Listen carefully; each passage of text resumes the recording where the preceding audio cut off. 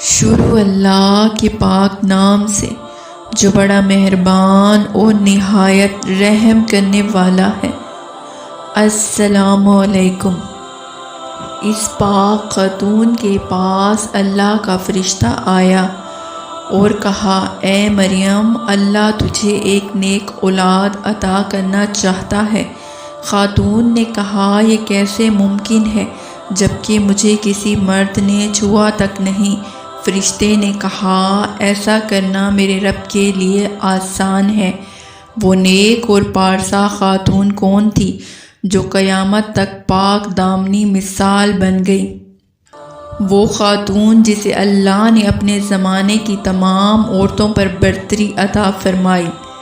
حضرت be be مریم کے والد کا نام عمران اور والدہ کا نام حنا تھا۔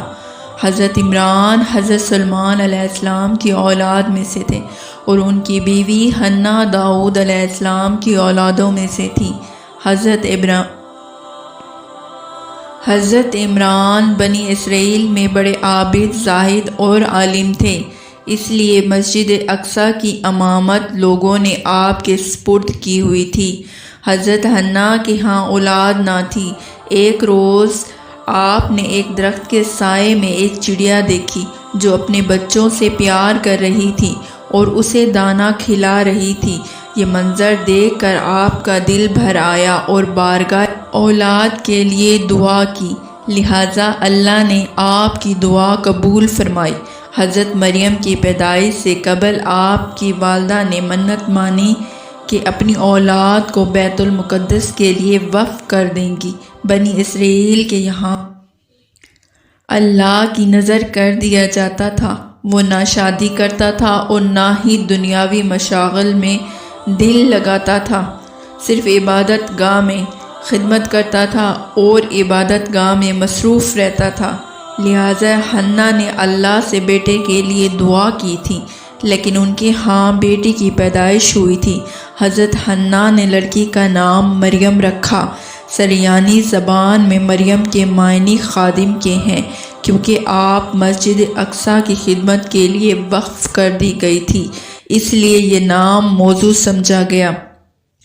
حضرت مریم کی ولادت سے قبل ہی آپ کے والد وفات پا گئے، اس لیے حنا نے ولادت کے بعد آپ کو ایک کپڑے میں لپیٹ کر بیت المقدس کے علماء کے سامنے پیش کر دیا تاکہ وہ انہیں اپنی کفالت میں لے لیں۔ جب حضرت مریم بیت المقدس میں لائی گئی تو ان کے درمیان اختلافات پیدا ہو گیا۔ ہر کوئی خود کو آپ کا زیادہ حقدار سمجھتا تھا۔ پھر یہ فیصلہ ہوا کہ وہ قلم جن سے وہ تورات لکھتے ہیں پانی میں چھوڑ دیں۔ جس کا قلم پانی کے بہاؤ میں بہنے کی بجائے الٹا بہے گا وہ مریم کی کفالت کا حقدار ہوگا۔ اس مقابلے میں حضرت زکریا علیہ السلام بھی شامل تھے۔ ان کے قلم کو اللہ نے پانی کے الٹے بہاؤ کی طرف بہا دیا اور وہ ان کی پرورش کے حقدار ہوئے۔ اسی طرح بی بی مریم کو اللہ کی مرضی کے مطابق حضرت زکریا علیہ السلام کی کفالت میں دے دیا گیا۔ حضرت زکریا کی بیوی حضرت مریم کی خالہ لگتی تھیں، لہٰذا اس سے بڑھ کر ان کی بہتر پرورش کوئی نہ کر سکتا تھا۔ حضرت مریم دوسرے بچوں کی بنسبت تیزی سے بڑھ رہی تھیں۔ جب آپ حضرت زکریا اور اپنی خالہ کے گھر پرورش پا کر کچھ بڑی ہوئی تو بیت المقدس میں ایک کمرہ مخصوص کر دیا۔ یہاں حضرت زکریا کے علاوہ اور کوئی نہیں جا سکتا تھا۔ آپ دن رات اللہ کی عبادت کرتی۔ جب حضرت زکریا علیہ السلام آپ کے پاس آتے تو حیران ہوتے، کیونکہ آپ کے پاس بے موسمی پھل موجود ہوتے۔ گرمیوں کے پھل سردیوں کے موسم میں اور سردیوں کے پھل گرمیوں کے موسم میں آپ کے حجرے میں رکھے ہوتے۔ جب حضرت زکریا حضرت مریم سے پوچھتے کہ یہ پھل کہاں سے آتے ہیں تو حضرت مریم فرماتی ہیں کہ اللہ کے پاس سے آتے ہیں۔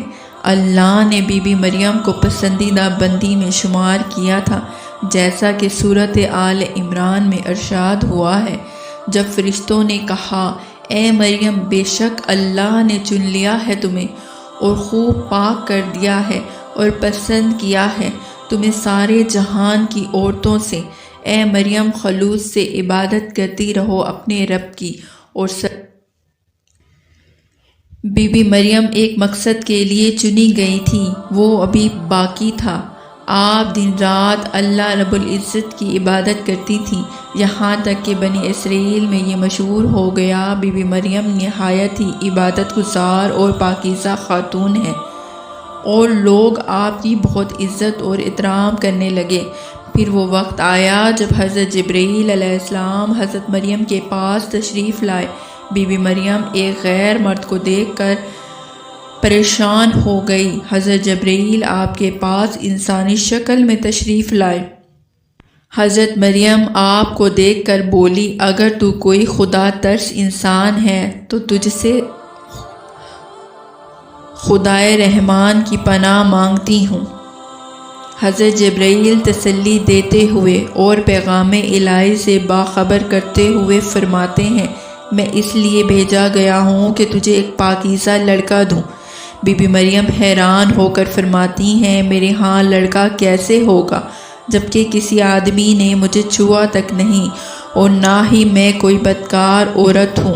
حضرت جبرائیل نے کہا، ایسا ہی ہوگا، تیرا رب فرماتا ہے ایسا کرنا میرے لیے آسان ہے، اور ہم ایسا اس لیے کریں گے کہ اس لڑکے کو ایک نشانی بنا دیں گے اور اپنی طرف سے ایک رحمت، اور یہ کام حضرت جبرائیل نے بی بی مریم پر پھونک مار دی جس سے وہ حاملہ ہو گئی۔ جب بی بی مریم حاملہ ہوئی تو بنی اسرائیل میں یہ بات عام ہو گئی۔ اس پر بہت سے لوگوں نے زکریا علیہ السلام کے گھر آنا جانا بند کر دیا اور آپ پر الزام بہتان لگانے لگے۔ حضرت مریم بیت المقدس سے نکل گئی اور دور ایک مقام پر جا کر ٹھہری۔ آپ اس مقام پر تنہا رہ رہی تھیں کہ ایک دن آپ کی طبیعت خراب ہو گئی اور آپ نے ایک درخت کا سہارا لیا اور تنے کو پکڑ کر نیچے بیٹھ گئیں۔ آپ جس درخت کے پاس بیٹھی تھی وہ ایک خشک درخت تھا۔ جب آپ درخت کو ہاتھ لگاتی اور ہلاتی تو معجزے سے وہ درخت سرسبز ہو کر پھل دیتا تھا۔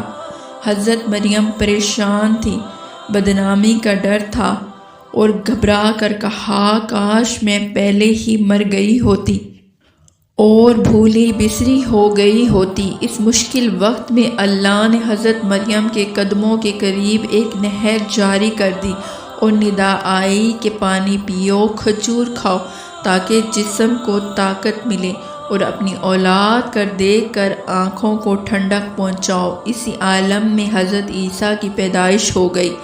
آپ اپنے بیٹے کو لے کر اپنی قوم کے پاس آئی۔ قوم کے لوگ آپ کی گود میں بچہ دیکھ کر غضبناک ہو گئے اور الزام لگانے شروع کر دیے۔ ہر طرف لوگ طعنے دے رہے تھے، حالت زار تنگ ہو گئی۔ تب مریم علیہ السلام نے فرمایا اور بچے کی طرف اشارہ کرتے ہوئے کہا کہ اس بچے سے بات کرو، تمہیں تمہارے سارے سوالوں کے جوابات مل جائیں گے۔ یہ سن کر کچھ لوگوں نے کہا، بھلا یہ دودھ پیتا بچہ ہمارے سوالوں کے جواب کیسے دے گا؟ اچانک عیسیٰ علیہ السلام نے بولنا شروع کر دیا۔ بچے نے کہا، بے شک میں اللہ کا بندہ ہوں، مجھے اس نے کتاب دی ہے، اس نے مجھے نبی بنایا اور مجھے بابرکت بنایا۔ میں جہاں کہیں بھی رہوں اور مجھے نماز زکوٰۃ کی وصیت کی ہے، جب تک میں زندہ ہوں اپنی ماں کے ساتھ نیکی کرنے والا ہوں، اور مجھے سرکش بدبخت نہیں بنایا، اور مجھ پر سلام ہے جس دن میں پیدا ہوا اور جس دن مروں گا اور جس دن زندہ کر کے اٹھایا جاؤں گا۔ اس کے بعد حضرت مریم حضرت عیسیٰ کو لے کر یہاں سے مصر چلی گئی۔ حضرت عیسیٰ کی عمر مبارک 13 سال ہوئی تھی تو بیت المقدس واپس آ گئی۔ روایتوں میں حضرت مریم کی تاریخ وفات 35 عیسوی اور آپ کی عمر 51 سال بتائی گئی۔ اسلام کے علاوہ عیسائی بھی حضرت مریم کو نہایت ہی عقیدت اور احترام کی نگاہ سے اور آپ وہ واحد خاتون ہیں جس کا نام قرآن مجید میں درج ہے اور بابل کے پرانے عہد نامے میں موجود ہے۔